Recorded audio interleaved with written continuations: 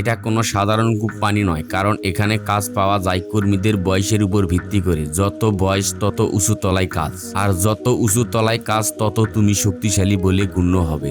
আজ এই ইঁদুরটার প্রথম দিন। অফিসে এসে তাকে 25 তলায় কাজ দেওয়া হলো। কোম্পানিতে মোট 65 তলা, কিন্তু কেউ জানে না উপর তলাগুলোতে কি ঘটে। যখন ইঁদুরটা নিজের ফ্লোরে পৌঁছায় তখন দেখে তার বস মুখোশ পরে কাগজ ভাঁজ করছে। ইঁদুরটা হ্যালো বলল, কিন্তু বস কোনো উত্তর দেয় না। মন খারাপ করে ইঁদুর নিজের ডেস্কে বসে পড়ে এবং বসের ভাঁজ করা কাগজগুলো সোজা করতে শুরু করে। সারা দিন শেষে সব কাগজ কাউকে দিয়ে দেয়, কিন্তু ঠিক সে সময় একটি কাগজ নিচে পড়ে যায়। ইঁদুরটা কাগজ তুলতে গিয়ে দেখে যার হাতে কাগজগুলো গেছে সে সব কাগজ টুকরো টুকরো করে মেশিনে ফেলছে। এটা দেখে ইঁদুরের ভিতরে রাগ জেগে ওঠে। সে ছুটে যায় বসের কাছে এবং মুখোশটা টেনে খুলে দেয়। তখন সত্যটা প্রকাশ পায়। বস মোটেও শক্তিশালী নয়, বরং ভীতু এবং দুর্বল। ইঁদুর কোনো কথা না বলে চুপচাপ বেরিয়ে আসে এবং সিদ্ধান্ত নেয় সে 65 তলায় যাবে। কিন্তু দরজা খোলার সঙ্গে সঙ্গে তার পায়ের নিচের মাটি সরে যায়। সেখানে কোনো বিলাসবহুল কেবিন বা গ্যালারি ছিল না, বরং ছিল এক ভয়ঙ্কর সত্য।